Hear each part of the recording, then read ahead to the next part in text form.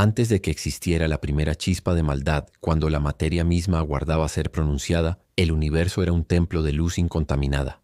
Todo cuanto respiraba en el ámbito celestial latía en perfecta consonancia con la voluntad del Creador. Era un coro interminable de amor y sabiduría, una sinfonía donde cada nota, cada ser vibraba sin discordia alguna. Entre ese océano de resplandores emergía una figura cuyo fulgor eclipsaba a millones. El portador de la aurora, la joya primera de la artesanía divina. Su nombre, que en lengua antigua evocaba el que porta la luz, condensaba belleza, poder e inteligencia en una sola criatura. Dios, en un gesto que revelaba la prodigalidad de su imaginación, había tallado a Lucifer como un espejo pulido de la perfección. Los querubines lo contemplaban con asombro. Los serafines lo escuchaban con embeleso. Incluso los arcángeles, soldados del Altísimo, reconocían la dignidad irradiante de aquel príncipe celeste. Sus vestiduras exhibían destellos de piedras jamás vistas en la tierra, y su voz, al dirigir los himnos de alabanza, parecía abrazar las constelaciones con una calidez casi materna. Nada en él sugería sombra. Era el símbolo viviente de la excelencia que procede de Dios. Sin embargo, la perfección encerraba una fisura invisibilizada por el brillo. El Altísimo, al otorgar libre albedrío, había colocado en cada criatura un portal hacia la libertad absoluta, la posibilidad de elegir amar. Con esa misma facultad, por imperceptible que fuese, también existía la posibilidad de elegir dejar de amar.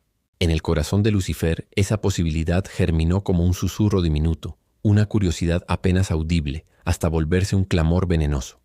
Todo empezó con una pregunta que nadie oyó. ¿Y si mi esplendor fuese algo más que reflejo? ¿Y si yo fuera fuente? La semilla del orgullo arraigó en el terreno fértil de su admiración propia. Día tras día, graduó su mirada del trono hacia su propio pecho. Allí encontró un universo de virtudes y se enamoró de la imagen que ese espejo le devolvía. La adoración que recibía de los coros se tornó combustible para un fuego nuevo, el deseo de supremacía.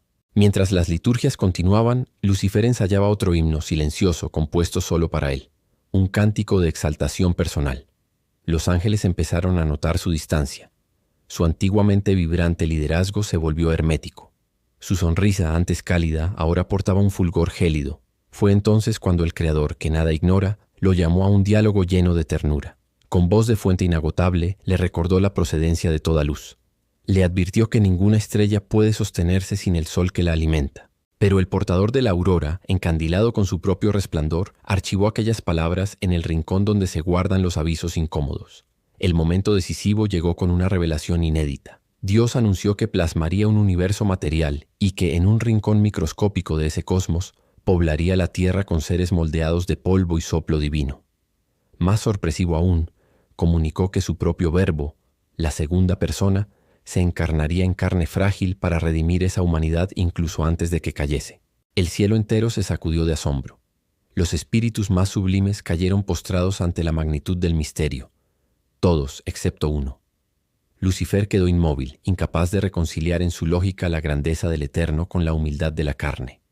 ¿Cómo podía el infinito revestirse de limitación?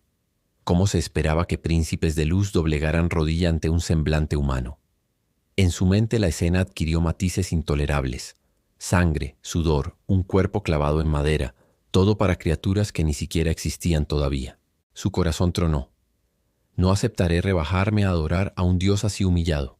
Esa negativa, primera chispa pública de rebelión, curvó el horizonte del cielo. La vibración de la armonía se enturbió. Sin embargo, hasta ese instante, la misericordia permanecía abierta. El Altísimo volvió a hablar, esta vez con tristeza. Le ofreció otra senda, la de rendirse al amor que no teme ser humilde.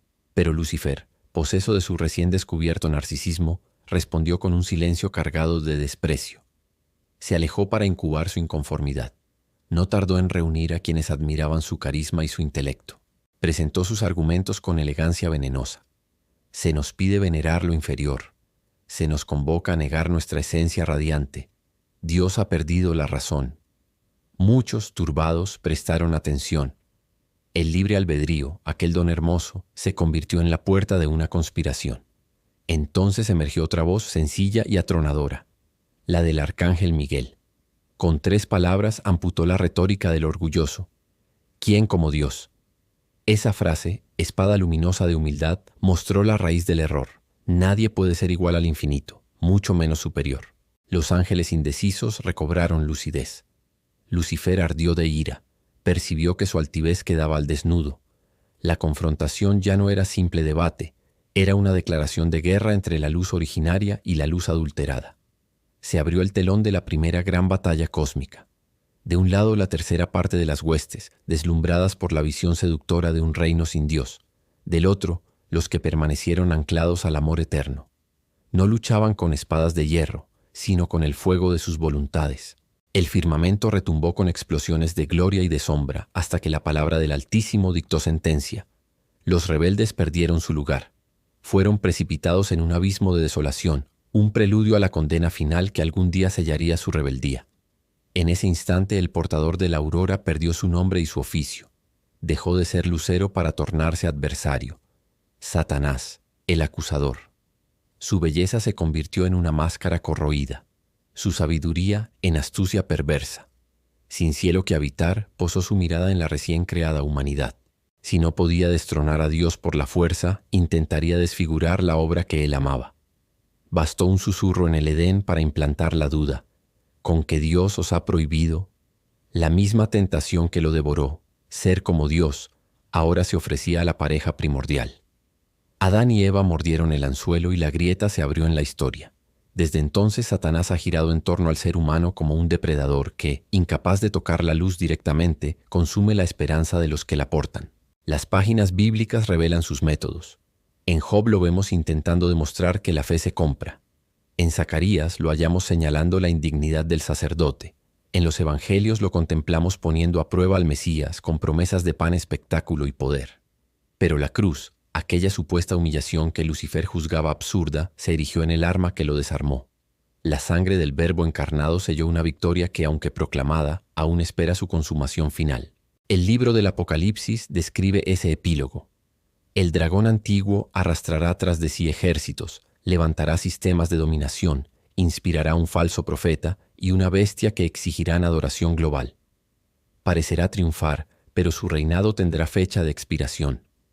Cuando el Verbo regrese con fuego en sus ojos, el acusador será arrojado al lago que arde por los siglos. Entonces la herida abierta en los cielos quedará cicatrizada para siempre, y el recuerdo de la rebelión servirá de antídoto eterno contra la soberbia. Mientras tanto, la batalla continúa en el interior de cada corazón. Satanás no puede obligarnos a pecar, pero seduce con la misma melodía que lo condujo al abismo. Exáltate, constrúyete tu propio trono. Sin embargo, la gracia ofrece un contrapunto irresistible. Humíllate y serás levantado. La historia de Lucifer, de gloria a maldición, es el espejo oscuro donde la humanidad puede advertir qué sucede cuando la criatura pretende ocupar el lugar del Creador. Al comprender este relato, no nos limitamos a conocer al enemigo. Comprendemos la dinámica del orgullo que acecha en nosotros. Cada vez que elegimos servir en vez de ser servidos, cada vez que reconocemos nuestra dependencia del amor que sostiene las galaxias, participamos en la victoria que comenzó en el cielo y culminará en la tierra renovada. El eco de Miguel persiste, invitándonos a responder con cada decisión diaria. ¿Quién como Dios? Que ese clamor resuene en nuestra conciencia y que la caída del lucero nos recuerde que la verdadera grandeza se mide en la profundidad del amor, no en la altura del pedestal. Porque el que quiso alzarse fue derribado, y el que se humilló en un madero fue exaltado sobre todo nombre. En esa paradoja se resume la eternidad.